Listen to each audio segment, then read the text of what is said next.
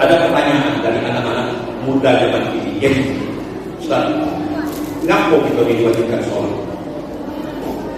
Banyak yang sholat. Ada yang wajib zuhur, asar, maghrib, isya, subuh. Ada isra, ada duha, ada qobliyah, baqiyah, ada tahajud, ada hajat, ada witir, ada sholat tasbih, dan sholat sunat lain. Ngaku kita disuruh sholat, dan ragam sholat itu banyak. Ngaku dah jadi waktu deh, sudah itu selesai, tidak ada sholat lagi. Pertanyaan anak-anak dia di sini kan? Saya bilang, nah sebelum saya jawab, saya bertanya balik. Kamu yakin tak? Kamu hidup untuk selama-lamanya? Tidak, Ustaz.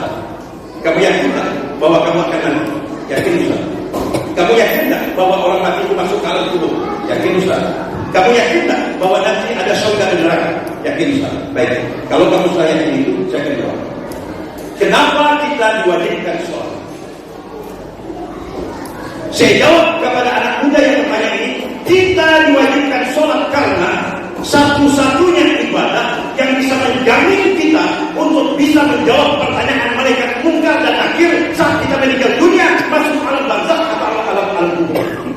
Cuma sholat. Orang yang haji setiap tahun tapi tidak sembahyang, tidak bisa jawab pertanyaan malaikat mungkar dan nakir. Orang yang umroh setiap hari tapi tidak sembahyang, tidak bisa menjawab pertanyaan malaikat mungkar dan nakir. Orang yang puasa setiap hari seumur hidupnya tidak akan bisa menjawab pertanyaan malaikat mungkar dan nakir kalau tidak sholat. Orang yang berzakat semua hartanya dia zakatkan, kalau tidak sembahyang dan sholat tidak akan bisa menjawab pertanyaan malaikat mungkar dan nakir. Itu finish, fit, tidak bisa hidup ke rumah.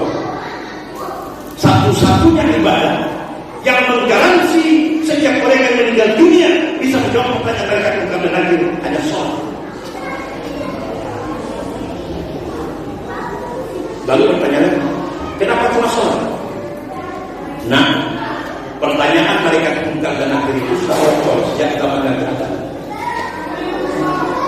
Sudah bocor dan semua orang tahu pertanyaan malaikat mungkar dan nakir itu ada 5. Tadi sudah dapat 9 bulan. Ada yang meninggal dunia, kita antarkan ke kuburan. Sampai di kuburan, jenazah kita masukkan ke jemaah. Kita komatkan, kita azankan, timbul dengan tangan. Setelah itu duduk mendengarkan pembacaan talqin. Di sini baca talqin. Kalau ada orang yang mengatakan talqin itu bid'ah, jawabannya usah dari lagi sekarang. Tidak usah ayat lagi, usah hadis lagi. Dan katanya talqin itu bid'ah, jawabannya mana hendak tahu lah. Sekarang jawabannya gimana? Tidak usah pakai dalil lagi. Mereka tidak pernah mengakui kitab-kitab yang dikarang oleh ulama lain. Mereka cuma mengakui kitab yang dikarang oleh gurunya saja. Makanya itu sudah debat soal dalil itu.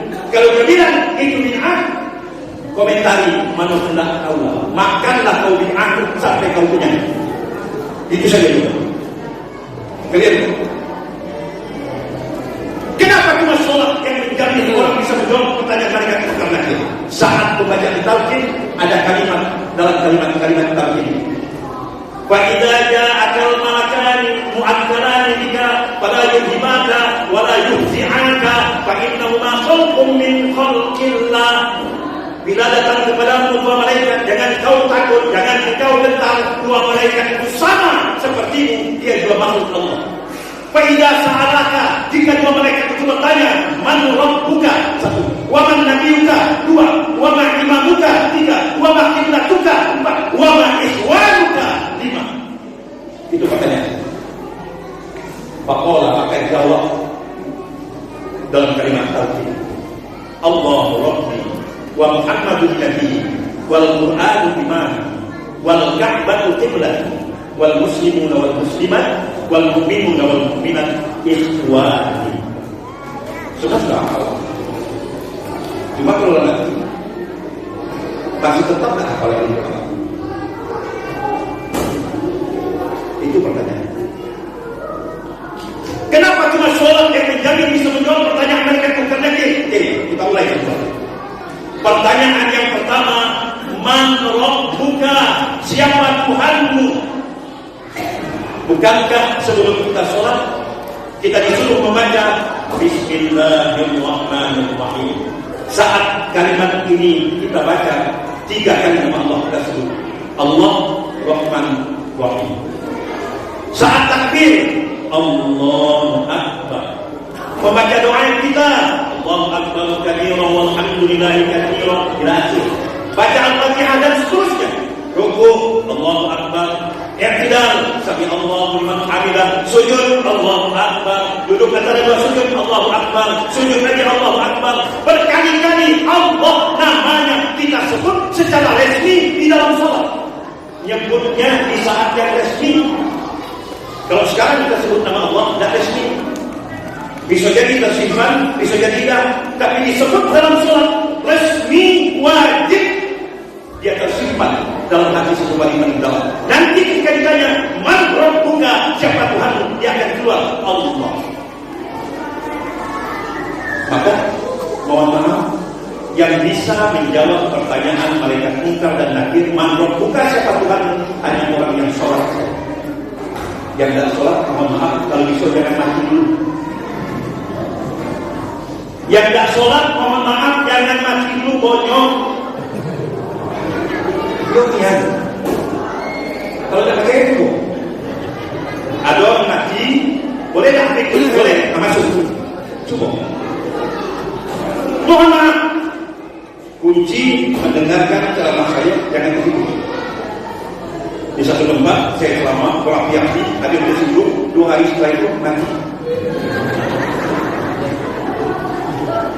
Jangan tersinggung. Saya ulangi. Saat ditanya siapa Tuhan, yang bisa menjawab hanya orang yang resmi menyebut nama Allah dalam ibadah yang paling utama, namanya sholat. Allahu Akbar. Soal dia takbir, tangannya sejajar dengan kuping, Allahu Akbar. Soal dia takbir, tangannya sejajar dengan bahu, Allahu Akbar. Tidak usah dipersoalkan lagi. Yang sejajar dengan kuping, benar, hadisnya sahih. Yang sejajar dengan bau, benar, hadisnya juga sahih. Yang dipersoalan kalau ada takbir, Allahu Akbar, tidak ada hadis. Soal melipat kedua tangan sesudah takbir, ada yang melipat di atas dada, Allahu Akbar. Ada yang di bawah dada, Allahu Akbar. Ada yang di bawah pusat, Allahu Akbar. Ada yang lurus, Allahu Akbar. Empatnya benar. Di atas dada benar, di bawah dada benar, di bawah pusat benar. Yang lurus juga benar. Ada dalilnya, hadisnya sahih.